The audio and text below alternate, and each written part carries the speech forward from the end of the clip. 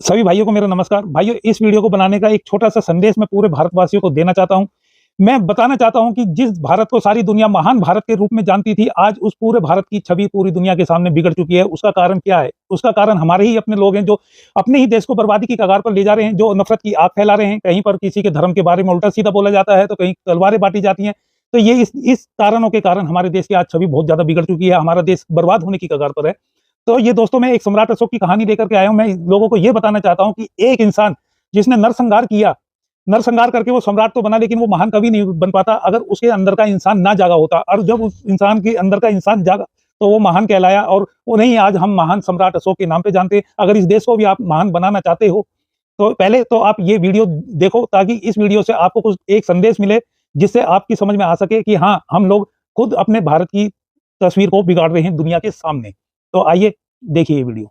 भारत की पवित्र धरती पर मौर्य वंश में एक महान राजा सम्राट अशोक ने जन्म लिया, जो मौर्य सम्राट बिंदुसार के पुत्र और महान चंद्रगुप्त मौर्य के पौते थे। बचपन से ही अशोक तेजस्वी, साहसी और कुशल योद्धा थे। सिंहासन पर बैठते ही उन्होंने अपने साम्राज्य का विस्तार शुरू किया और देखते देखते उनका राज्य अफगानिस्तान से बंगाल और दक्षिण भारत तक फैल गया। अशोक के जीवन का सबसे निर्णायक मोड़ था कलिंग युद्ध, जो युद्ध अत्यंत भयानक था। लाखों लोग मारे गए, अनगिनत स्त्रियां विधवा हुई और बच्चों के सिर से पिता का साया छिन गया। जब युद्ध के बाद सम्राट अशोक ने रक्त से सनी धरती, रोते बिलखते लोगों और जले हुए नगरों को देखा तो उनका हृदय कांप उठा। उसी क्षण उन्होंने कहा, यह विजय नहीं, मानवता की हार है। कलिंग युद्ध के बाद सम्राट अशोक ने हिंसा का त्याग कर दिया और भगवान बुद्ध के उपदेशों को अपनाया। वे बौद्ध धर्म में दीक्षित हुए और दुनिया के पहले बौद्ध शासक बने। सम्राट अशोक ने धम्म विजय का मार्ग चुना। उन्होंने हिंसा, पशु बलि और अन्याय पर रोक लगाई। स्त्रियों, गरीबों और दासों के अधिकारों की रक्षा की। अस्पताल, सड़कें, कुएं और विश्राम गृह बनवाए। बौद्ध धर्म का प्रचार भारत के साथ साथ श्रीलंका, नेपाल, म्यांमार और मध्य एशिया तक कराया। उन्होंने अपने विचार अशोक स्तंभों और शिलालेखों के माध्यम से जनता तक पहुंचाए, जिन पर आज भी उनके शब्द अमर हैं। सम्राट अशोक केवल भारत के नहीं, बल्कि विश्व इतिहास के सबसे महान और करुणामय शासकों में गिने जाते हैं।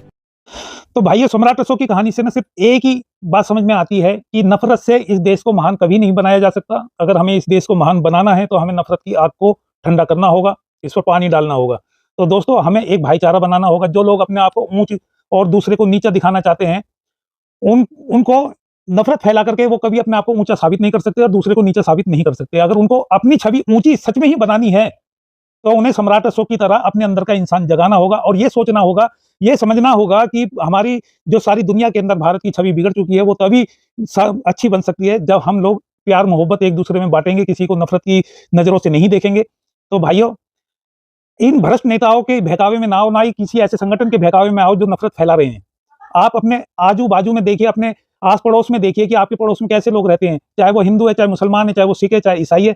ये भारत जब भी महान भारत कहलाता है, जब हम यहाँ पर सारे धर्म मिलजुल कर एक साथ रहते हैं, क्योंकि ये देश हमारा घर है और यहाँ पर जितने धर्मों के लोग रहते हैं वो एक परिवार की तरह हैं। तो अपने परिवार को बिगड़ने ना दे और किसी भ्रष्ट नेताओं के बहकावे में ना आए प्लीज, और अपने भाईचारा बना करके रखें। इस वीडियो को बनाने का यही मकसद था। जय भीम, नमो बुद्धाय। और आपको ये जानकारी कैसी लगी कमेंट बॉक्स में जरूर बताएं, और अच्छी लगी हो तो इसे शेयर करके आगे भी बढ़ाएं, ताकि सबको ये वीडियो देखने को मिल सके। जय भीम, नमो बुद्धाय।